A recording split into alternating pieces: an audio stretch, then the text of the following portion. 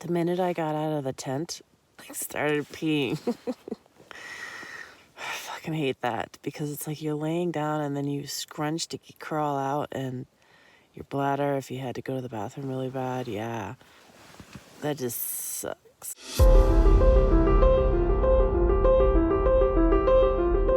What if men have that problem? They just unzip. We have to like get into a position, balance. How many of you have experienced that? I think a lot.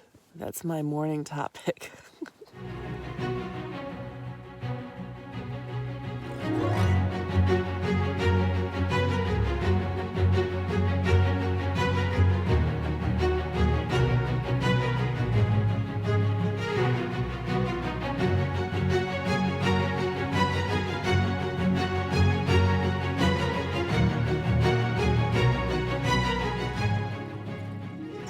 Yep, that's how cold it was last night. It was freezing. I could not sleep. I was twisting and turning, and I'm on an incline slightly, so I kept sliding down, and then the water was dripping through onto me and my feet. I had to constantly wake up and wake them up because I couldn't feel my toes. This whole wet, cold thing at night, I'm not understanding. Everything is soaking. My gosh. I pulled everything out of the wet grass. I'm wondering if there's a lesson to be learned there. Don't camp in grass. Dirt's not going to get moisture. It is hard and rocky and dirty. I think talking about urinating yourself was more interesting. The tent, I keep the poles on so I can like lift it up in the air and wave it around like a huge kite. It works great. My hair is getting really matty to the point of no return. I can't put a brush through it because it like rips it. Hopefully I'll get to Chalice tonight. I don't know, maybe not. I don't know what climbing is involved. I'm feeling really lightheaded even though I've been putting food in. Guess I haven't been putting in enough because I did so much climbing the last 2 days. Yeah, 2 days I've been biking, or 3. Saturday, Sunday, Monday. No, 3 days I was biking uphill. A lot of uphill. I don't know what's up ahead. We'll find out.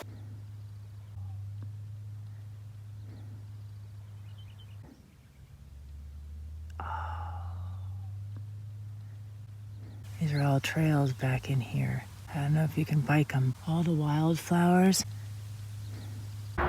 Just entering Stanley, population 63. I'm gonna be scouting for a breakfast place. I can't wait for breakfast. Another place I feel like I should be on a horse.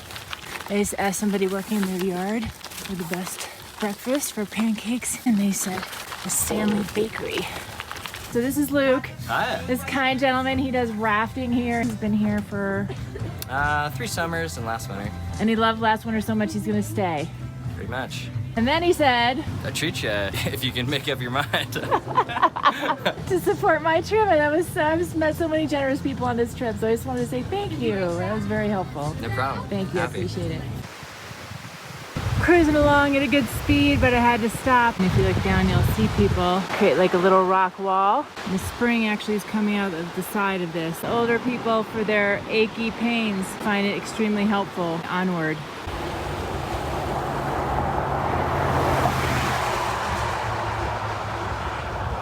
So I'm coming down this hill and I hear, what's your objective?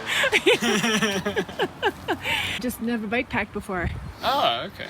You go up. To Chalice. I have warm showers there. And then I get on some dirt path up to like Hamilton. It's like 154 miles. Wow, all right. Have you done that? No. Hold on. How do you get back across the salmon? I have no idea. Each leg is a new experience. Then I was gonna go to Jasper, but they closed Canada. I don't know what I'm gonna do when I get up there. You got any ideas? Have you ever been up there? Like Eureka, right in the border? No, Kalispell? no. Been to Missoula? Yeah. Oh, that didn't sound like a very exciting, yeah. Stayed for the night on a couch. Okay, you didn't happen to be couch surfing, were you? Yeah. Or is that just a date gone bad?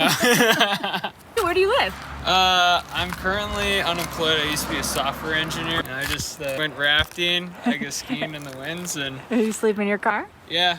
Well, I have a house in Victor. Okay, so you do have a place with a couch and a TV. Yeah. I wouldn't really say a TV, but it's a couch. Are you enjoying not working, or are you anxious to get back? I really want to get back to it because I kind of hate the pause. It just seems like I don't have my shit together in a way. Yeah. I don't know if you ever have that feeling. My stuff's in storage in Salt Lake. This is something good to do. Keep Yeah, you I busy. save on rent, and I have to figure out what my next jaunt is. What's your name?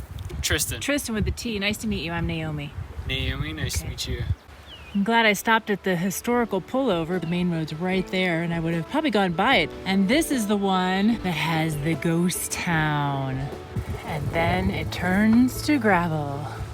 I hope there's not a ton of ETVs and traffic on this road because it's gonna get covered in dirt. Oh, no! Oh!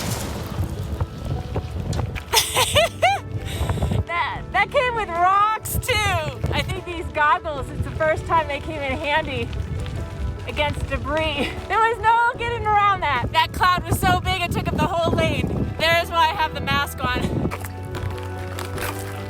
Time to freeze the frame to read this. It's interesting. Small particles of gold and silver from naturally disintegrated ore is scooped up by the bucket line.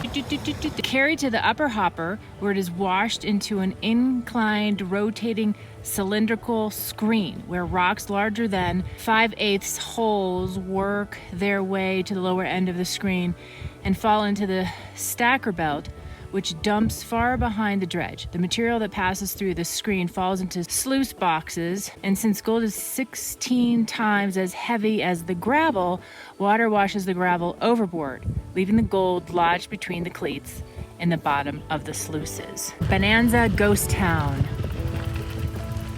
A lot of logging going on, so it's very noisy around here. So there's a cemetery I'd love to go to, but it's 5 miles up the road and I need to keep biking. We were on the road from Stanley, and this is where I hung out with this kid. What is your objective? This is a beautiful down. I mean, I could have taken this over to Chalice, which is up there. I'm on the Wild West route, which turns this way. This is absolutely gorgeous. Now we're here at Custer. Are you ready to see what this town looked like? So look, off this little dirt road, this little sign. This is the other way. Are you ready? Wow. Should be a fair amount of buildings. There was a human walking here at one point. Oh my gosh, this is that whole area. See, that's cool. They put the structures of what used to be there. Oh, how sad. Wow, that was 3-story big hotel. Just imagine that. I bet people have gone over this with a metal detector. I'm guessing most of them burned down. It's like a cemetery of stores. Here's the tombstone for this store, right? There's a tombstone for that store. And it tells you what the store was. I tell you, these roads are graded beautifully. The saloon. Oh, there's a cold drink in there. I could use one. I left my stuff here, my phone, my glasses, and the shop closed and they left. And I was with like 3 other people and we all tried to get in, but we couldn't.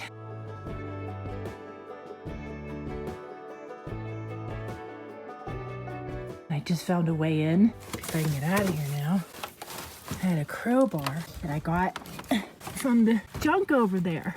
I'm glad I don't have to camp here and wait till 10 a.m. for them to open. Oh my gosh. I'm gonna have to call them and let them know what I did.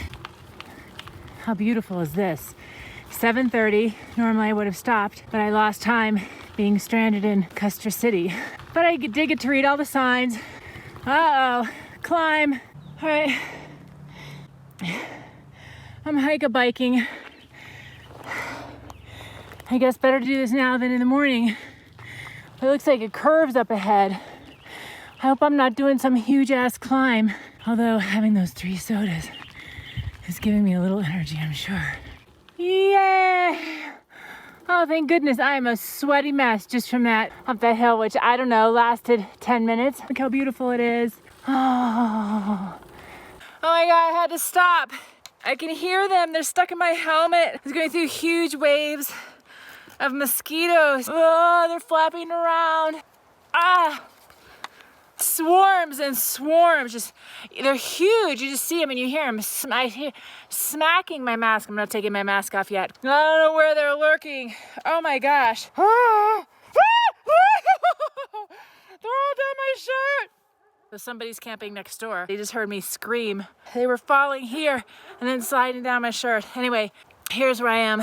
There's a little line there to hang your clothes if you wash them off. I learned my lesson yesterday about tall grass. Is that dog shit? Yep. Did something just fall? Oh, my shades. Okay, right under my pedal. All right, time to stop videoing. I just set this tent up fastest way anyone has ever set up a tent in their life. The mosquitoes were hoarding me. A bite. They're on my back. They were getting through my clothes because they're monster size. Their needles are super long. Just in the last 30 minutes, I can feel it getting really cold. This is like ridiculous. It is so hot during the daytime. I mean like 88 degrees hot, 90 degrees. And then after 7:30 when the sun starts to go down behind the mountains, I can't believe that it's dropping so low. I'm completely baffled by that. I can never sleep with my freaking rain fly off of my tent. I'm gonna go get my jacket. I'm gonna go get another pair of socks. So I'm prepared, and I hopefully I won't want, I know I'm gonna wake up with a wet tent. The dew is what makes it suck. All that dew ends up on the inside of the tent, just from you breathing in the heat and then the coolness outside. Well, then why have a fly on? Well, it retains the heat. And then you have it dripping, the inside of the rain fly, dripping water on you in the tent through the mesh. Yep, that's the fucking part I absolutely hate about camping. I would rather be laying here with the rain fly off, sweating my ass off, than waking up cold with a wet tent.